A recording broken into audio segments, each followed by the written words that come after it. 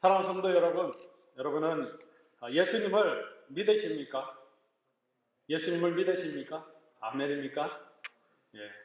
제가 여기까지 여러분 소리가 잘 안 들리는데요. 아멘이십니까? 예, 우리 예수님을 다 믿는 자입니다. 예수님을 믿는 것은 이 믿음으로 말미암아 하나님의 축복을 얻는 통로라고 말합니다. 마가복음에서도 예수님이 믿음을 얼마나 강조하십니까? 많은 사람들이 예수가 계신 곳을 막고 있을 때 4명의 사람들이 중풍병자를 메고 왔습니다. 길이 막히니까 지붕으로 올라가서 지붕도 뜯고 이 중풍병자를 내렸더니 예수님께서 그 믿음을 보시고 그들의 죄를 사하시고 중풍병도 고쳐주셨습니다. 믿음을 보시고 12해를 혈루증으로 앓았던 여인에 대해서 마가복음 5장에 나오죠. 이 여인의 믿음을 보시고 예수님께서 내가 너를 구원하였으니 평안히 가라라고 말씀하십니다. 믿음이 이 여인을 고쳐주었고 이 믿음이 이 여인에게 평안을 허락하여 주었습니다. 위독하던 딸이 죽었다는 소식을 야이로가 들었습니다. 예수님께서 야이로에게 뭐라고 말씀하십니까? 두려워하지 말고 믿기만 하라. 두려워하지 말고 믿기만 하라. 이것이 믿음이 주시는 축복입니다. 또한 믿음이 없는 사람들을 예수님께서 책망하십니다. 예수님을 모시고 바다로 건너가다가 큰 풍랑을 만났을 때 제자들이 두려워합니다. 죽을까 봐 두려워합니다. 예수님께서 이들에게 뭐라고 말씀하십니까? 어찌하여 두려워하느냐? 믿음이 없느냐? 어찌 믿음이 없느냐라고 말씀하십니다. 예수님을 배척하던 갈릴리 사람들, 나사렛 사람들에게 예수님께서 그들의 믿음이 없음을 보시고 이상히 여기셨다라고 말합니다. 오늘 본문에도 나오죠. 19절 말씀. 믿음이 없는 세대여라고 그 시대를 보시고 여러 사람들을 보시고 제자들과 아마도 이 아이의 아버지까지 보시면서 예수님께서 말씀하고 계십니다. 믿음이 없는 세대여. 오늘 우리의 현실은 어떠합니까? 오늘 우리의 현실은 아마 이 말 못하는 귀신 들린 이 아버지, 이 아이의 아버지와 같은 상황 또는 이 아이와 같은 상황이 아닙니까? 귀신이 이 아이를 통제하고 있습니다. 병으로 인하여서 고생하고 있습니다. 어려서부터 오랫동안 이런 고통 가운데 있는데 헤어날 방법이 없습니다. 아이는 이토록 고통당하고 있는데 이 아버지가 할 것이 없어서 무기력함과 절망감을 지금 느끼고 있습니다. 그래서 예수님께 나아옵니다. 아픔과 고통을 가지고 주님 앞에 나아왔습니다. 그래서 예수님께 말합니다. 무엇을 할 수 있거든 우리를 불쌍히 여기사 우리를 좀 도와주십시오. 나와 이 불쌍한 아이를 좀 도와주십시오. 그렇게 하나님께 나아오는 자들, 고통 가운데 있는 자들의 절규를 기록하고 있습니다. 이 복음서를 처음 받았던 로마 교회의 성도들을 한번 생각해 보시기 바랍니다. 그들이 당하고 있는 현실이 녹록지 않았습니다. 로마 제국 아래에서 박해와 핍박이 있었습니다. 경제적으로 무엇을 해볼 수가 없습니다. 그들이 섬기는 신을 섬기지 않고 황제를 숭배하지 않는 사람들은 상인 길드에도 들어가지를 못합니다. 그들의 재물도 그들이 갖고 있는 논도 전토도 다 빼앗길 수밖에 없습니다. 핍박과 박해가 차별과 적대감이 심했습니다. 이런 세상에서 또 세상의 유혹과 쾌락과 음란한 것들이 얼마나 많습니까? 그런 세상의 어려움과 박해와 유혹 가운데서 성도들의 모습이 얼마나 연약했겠습니까? 어떤 고통이 그들을 누르고 힘들게 했을 것입니다. 그들이 하나님 앞에 와서 예수님 앞에 와서 예배할 때마다 뭐라고 말씀했겠습니까? 무엇을 하실 수 있거든 우리를 불쌍히 여기사 우리를 좀 도와주십시오. 예수님, 우리가 예수를 믿고 있는데 우리가 이런 어려움 가운데 있습니다. 이런 절망 가운데 있습니다. 이런 낙심 가운데 있습니다. 이런 차별과 적대감 속에 살고 있습니다. 할 수 있거든 좀 우리를 도와주십시오. 이것은 로마 시대 로마 교회 성도들의 고백만이 아니고 이 아이의 아버지의 고백만이 아니고 오늘 저와 여러분의 현실적인 우리의 삶의 고백이 아닙니까? 하나님, 예수님, 내 성경이 이렇게 힘듭니다. 어렵습니다. 현실이 너무 녹록지 않습니다. 지금 이 코로나19 상황을 통해서 우리 삶이 힘듭니다. 직장도 잃어버렸습니다. 사업을 어떻게 해가야 될지 걱정입니다. 질병이 있습니다. 하나님, 하실 수 있거든. 예수님 하실 수 있거든. 우리를 불쌍히 여기소서. 근데 예수님께서 뭐라고 말씀하십니까? 믿는 자들에게는 할 수 있거든이 뭐냐? 믿는 자에게는 능치 못함이 없다. 이 믿음이 능력이라고 말씀하십니다. 우리의 삶의 현실에 필요한 것은 이런 믿음이라고 예수님께서 말씀하십니다. 이런 믿음이 저와 여러분에게 있습니까? 우리 성도님들, 이런 믿음이 있습니까? 오늘 이 본문을 통하여서 이런 능력 있는 믿음을 가지기가 어려운 이유가 뭔지, 두 번째로는 이 예수님이 말씀하시는 이 믿음은 어떤 믿음인지, 그리고 세 번째, 이 믿음의 능력을 가지기 위해서, 능력 있는 믿음을 가지기 위해서 우리가 해야 하는 것은 무엇인지를 오늘 살펴보도록 하겠습니다. 믿음이 부족한 것, 이런 믿음, 능력 있는 믿음을 가지기 힘든 이유가 무엇입니까? 예수님께서 그 세대의 믿음 한탄하셨습니다. 우리를 바라보면서도 아마도 그렇게 말씀하시지 않겠습니까? 믿음 없는 세대라. 우리의 이런 믿음을 가지기가 쉽지 않은 환경에 있습니다. 첫 번째로는 예수님의 능력을 부인하는 사람들 때문에 믿음을 가지기가 힘듭니다. 14절 말씀 보면 이에 그들이 제자들에게 와서 보니 예수님과 베드로, 야고보, 요한이죠. 변화산에 올라갔다가 내려왔습니다. 이들이 내려와서 보니까 그 무리가 그들을 둘러싸고 서기관들이 그들과 더불어 변론하고 있더라. 서기관들이 변론하고 있습니다. 무슨 변론을 했겠습니까? 오늘 이 시대에도 정치적으로 양극화된 이 시대를 살아가고 있습니다. 지금 미국에서도 민주당과 공화당이 아주 정치적으로 첨예합니다. 서로 공격합니다. 어떻게든지 상대 진영을 공격해서 무너뜨리려고 합니다. 한국도 마찬가지죠. 서로가 서로를 아무것도 잘했다고 칭찬하지 않습니다. 정치적인 라이벌이 그렇습니다. 빈틈을 주지 않습니다. 이 서기관들이 예수님을 정치적인 라이벌로 생각합니다. 대적합니다. 변론했다. 뭐라고 했을까요? 예수님께서 능력이 나타나면, 귀신을 쫓아내면 뭐라고 합니까? 바알세불을 집어서 귀신의 왕을 힘입어서 쫓아낸다. 다른 사람도 쫓아낼 수 있다. 그렇게 말합니다. 이 상황에서 제자들이 쫓아내지 못하니까 서기관들이 뭐라고 했겠습니까? 그거 봐라. 예수님은 거짓 사도라고 얘기하지 않았느냐? 그 제자들이 무슨 능력이 있느냐? 그렇게 예수님을 공격하고 제자들의 능력을 공격했을 것이 분명합니다. 이거 다 사기다.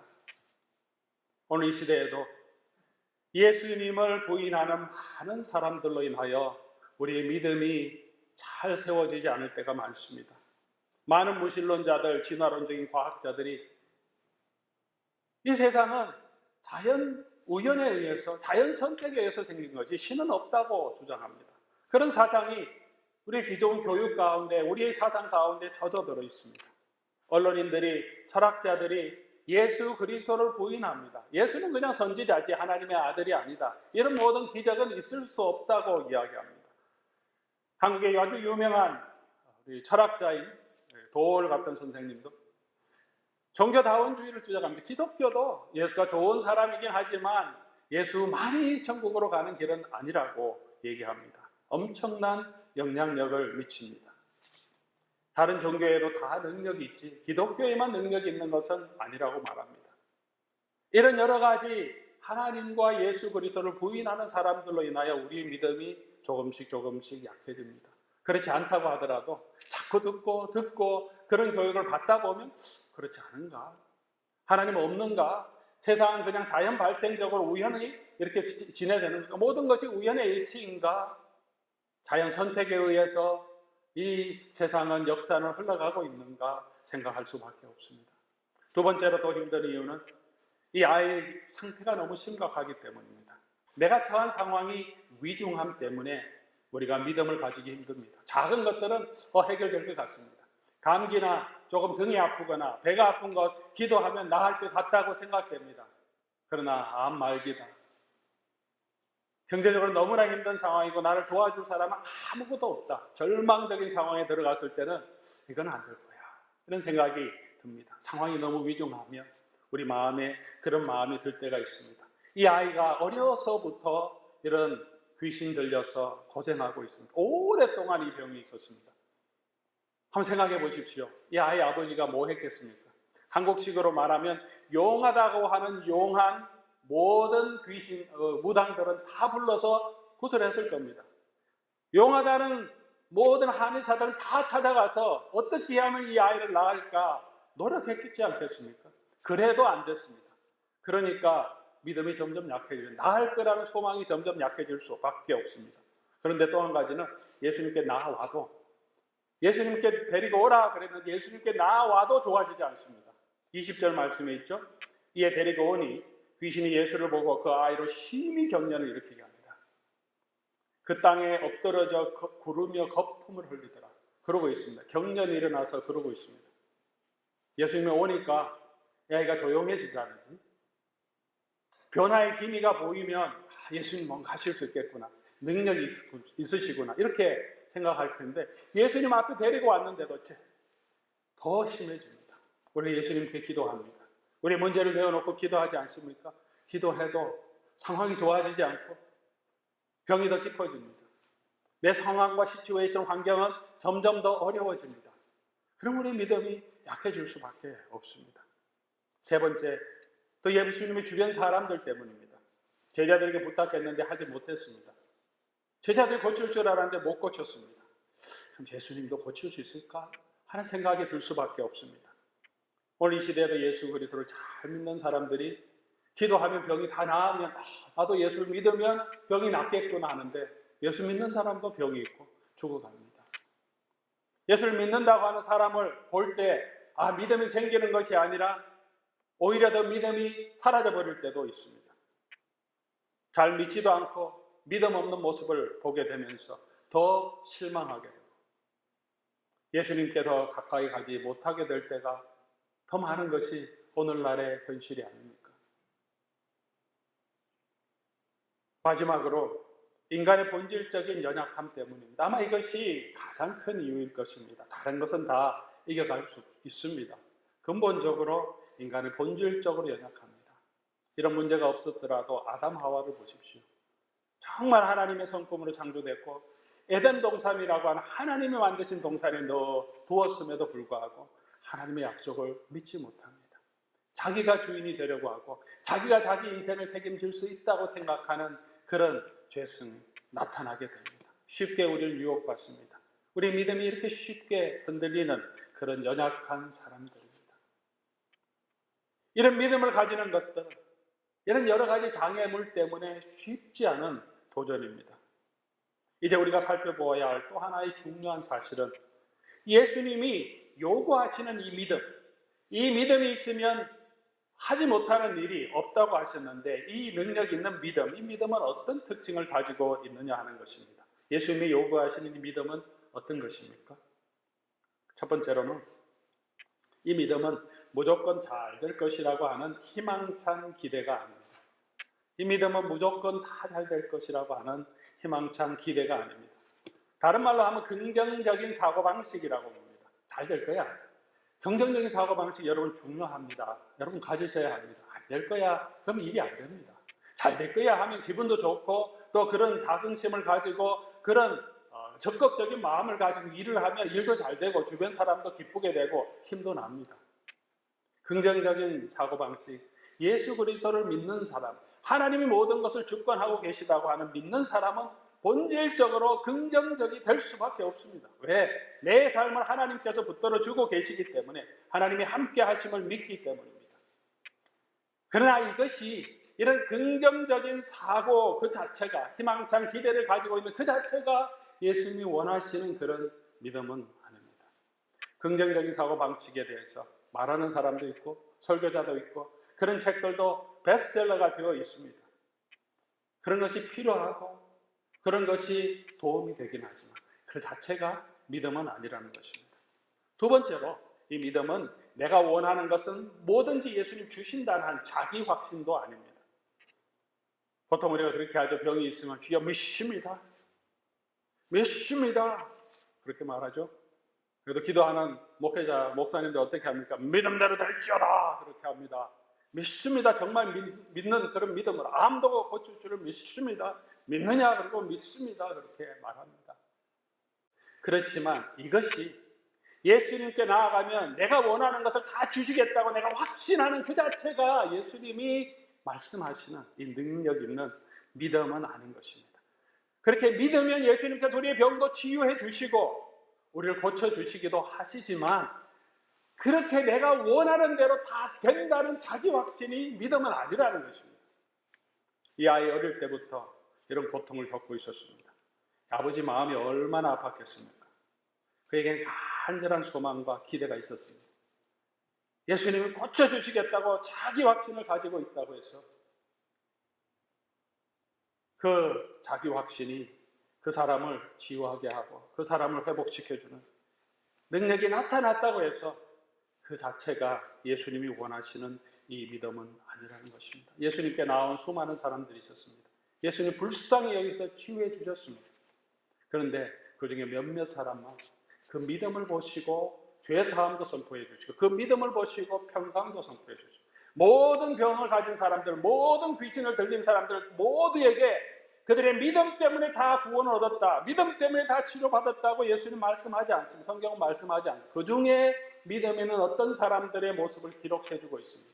그 땅에 불쌍한 사람들을 하나님께서는 치유해 주십니다. 믿음에 상관없이 불쌍히 여기서 치유해 주실 때도 있습니다. 오늘도 마찬가지입니다. 예수를 믿지 않아도 불쌍히 여기서 치유되는 사람도 있고 회복되는 사람도 있습니다.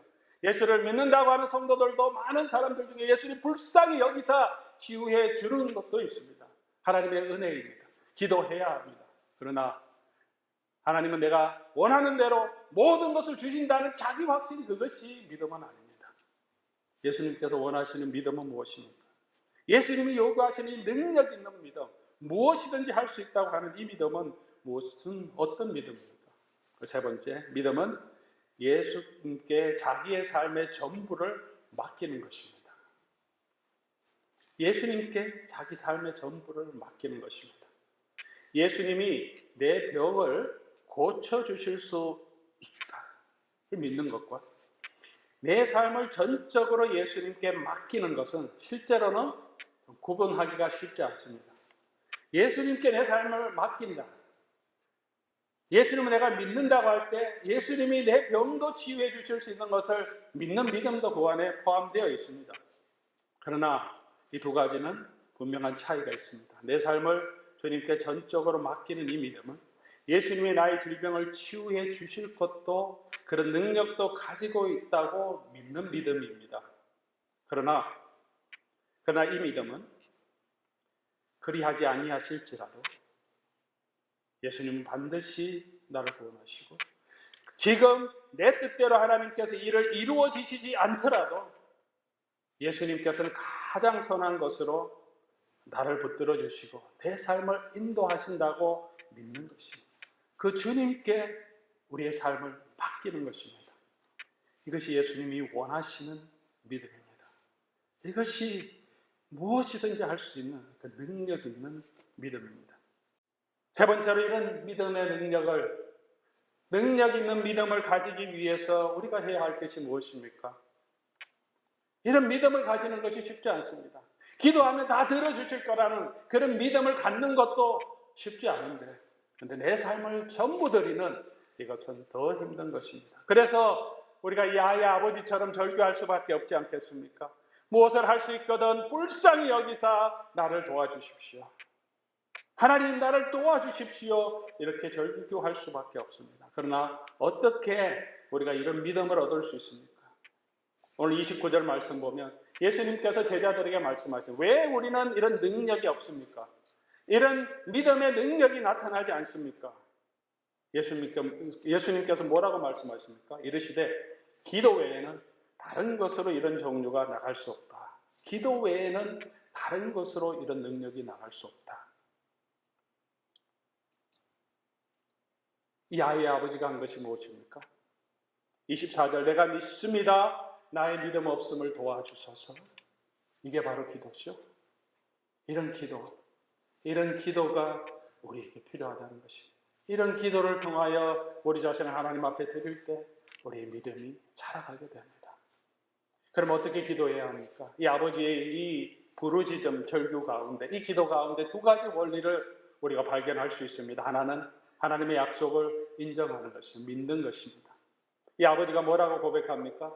믿습니다. 믿습니다라고 고백합니다. 내가 믿습니다. 하나님이 믿는 자에게 능치 못함이 없습니다라고 하니까 바로 주여 내가 믿습니다. 아멘하고 예수님의 말씀을 그대로 인정합니다. 아멘으로 인정합니다. 주님이 나의 삶의 주인이십니다. 그렇습니다. 내가 믿습니다. 죽은 자 가운데도 살리시는 일을 이심을 믿습니다. 그렇습니다. 제가 부활의 능력도 믿습니다. 예수님께서 모든 것을 하실 수 있는 참 능력 계신 하나님의 아들이심을 믿습니다. 하나님의 말씀과 약속을 인정해야 합니다. 사랑하는 성도 여러분, 우리가 먼저 기도할 때 약속을 붙들고 기도하는 것이 바로 이런 의미입니다. 하나님의 약속을 붙들고 기도하십시오. 내가 너와 함께 하리라 믿습니다. 그렇습니다. 주님 너와 함께 하십니다. 물과 불로 갈지라도 내가 너를 지켜주겠다. 사망의 엄침한 골짜기로 다닐지라도 내가 너와 함께 하겠다. 나의 지팡이와 막대기가 너를 보호하겠다. 눈동자같이 지켜주겠다. 예, 주님 믿습니다. 먼저 가셔서 우리의 길을 예비해 주십니다. 네, 믿습니다. 약속을 붙들고 인정하며 아멘으로 나아가시기 바랍니다. 기도할 때 하나님이 주시는 약속을 붙들고 믿음으로 고백하는 그 믿음 가운데 기도하는 저와 여러분 될 수 있기를 바랍니다. 내 인생의 주권자가 누구십니까? 이 역사와 만물을 주관하고 계신 분이 누구십니까? 만왕의 왕 되신 그분이 누구십니까? 예수님입니다. 네, 그렇습니다. 믿습니다. 이런 고백을 가지고 기도하는 그 기도의 능력이 있습니다. 두 번째, 믿음 주시기를 또 강구해야 합니다.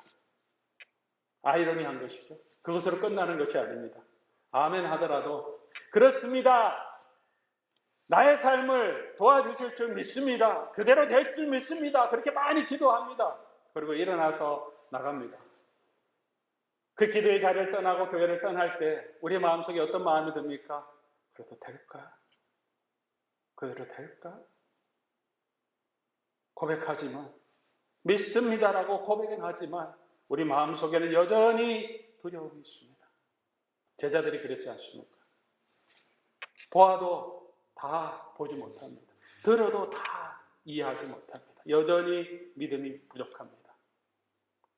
그래서 낙심하거나 포기하지 않고, 그래서 내 믿음이 없는 것까지 주여 도와주십시오 라고 주님께 그것까지 맡기는 기도를 이 아버지가 드립니다. 나를 도우셔서 내가 믿음으로 서게 해 주십시오. 주님, 내가 믿음이 부족합니다. 고백하긴 하지만 여전히 불안하고 의심이 있습니다. 당신을 믿습니다. 당신을 믿습니다. 약속도 믿습니다. 천국도 믿고 부활도 믿습니다. 그런데 여전히 두렵습니다. 여전히 내 마음은 두렵고 걱정과 근심을 놓을 수가 없습니다. 주님, 나의 연약함까지도 붙들어 주시고 내 믿음 없는 것들을 도와주십시오. 나를 붙들어 주사 내가 믿음 안에 설 수 있도록 나의 연약함을 붙들어 주시옵소서. 그것까지 주님 앞에 맡기는 기도를 합니다. 이것이 능력입니다. 이것이 믿음으로 가는 능력입니다. 코로나19 우리 참 연약한 존재임을, 사람이 연약한 존재임을 다시 느끼게 하지 않습니까? 생명공학을 연구하고 영생학을 준비한다는 이야기들이 많이 나왔습니다. 그런데 바이러스 하나가 도니까 사람이 어떻게 할 수가 없습니다. 온 세계가, 인류가 기술이 있어도 할 수 있는 도구가 없습니다. 산소 호흡기가 없습니다. 죽어가는 사람은 그냥 놔두어야 한다고 합니다. 의료진도 없습니다. 이탈리아의 한 의사는 이런 거를 자기 SNS에 올렸죠. 기사로 나왔습니다. 내가 지금 해야 할 수 있는 것은 아무것도 없다. 수많은 사람들이 누워있는데 어떤 사람은 살릴까, 어떤 사람은 죽일까 결정하는 일밖에 할 수 없다. 그 무기력을 고백합니다. 지난주에 뉴욕의 한 간호사가 올렸던 글이 화제가 된 적도 있습니다. 뉴스에 나왔습니다. 환자들을 치료하다가 며칠 잠을 못 자고 집으로 돌아가는데 그냥 이유는 모르겠는데 하염없이 울었다는 거죠. 그냥 눈물이 터져나와서 집에 가는 데까지 운전하고 가는데 도대체 할 수 있는 것은 아무것도 없고 몸은 피곤하고 어떻게 도와야 되겠는데 도울 수 있는 길은 없어서 그냥 그것이 복받쳐서 그냥 눈물만 나왔다. 이런 고백도 뉴스에 나온 적이 있습니다.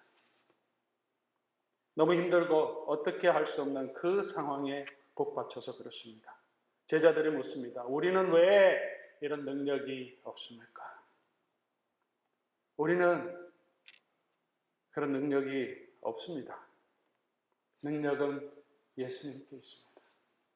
우리가 할 수 있는 것은 그 예수님께 우리의 삶을 맡기는 것. 그것밖에 우리가 할 수 있는 것은 없습니다. 그렇게 할 수 있는 길이 무엇입니까? 기도죠. 말씀을 붙들고 기도합니다. 그럼에도 불구하고 다 믿어지지 않는 그 마음까지도 주님 앞에 내어놓고 나의 믿음 없음을 도와주시옵소서. 그렇게 두 손 들고 주님 앞에 맡기는 것, 그것이 우리가 할 수 있는 길입니다. 믿음은 예수 그리스도를 신뢰하게 되는 과정입니다. 한 번으로 끝나는 것이 아닙니다. 한 번으로 이루어지는 것이 아닙니다. 제자들이 연약한 믿음을 가지고 있었습니다. 그러나 계속해서 예수님의 말씀을 듣고 책망을 듣고 실수하며 또 배워가면서 그들의 믿음이 점점 자라가게 됩니다. 우리의 삶도 마찬가지입니다. 계속해서 우리는 예수 그리스도께 나아가 기도해야 합니다. 내가 믿습니다. 그러나 나의 믿음 없는 것까지 도와주시옵소서. 사랑하는 성도 여러분, 오늘 여러분의 삶의 환경은 어떻습니까? 내가 감당할 수 없는 절망과 답답함은 없습니까? 두려움과 걱정은 없습니까? 주님이 함께 하시면 내가 모든 것을 할 수 있습니다. 믿습니다. 믿음으로 약속을 붙들고 기도하는 저와 여러분 될 수 있기를 바랍니다. 우리의 삶의 모든 것을 주님 앞에 맡기기를 바랍니다. 그러나 여전히 두려워하는 그 마음도 나의 믿음 없음을 도와주시옵소서. 주님께 그 마음까지 내어놓고 기도하며 주님을 바라보고 주님을 의지함으로 나의 삶의 능력이 되시고 주권자 되신 그 하나님의 능력을 경험하는 저와 여러분 될 수 있기를 주의 이름으로 간절히 소원합니다.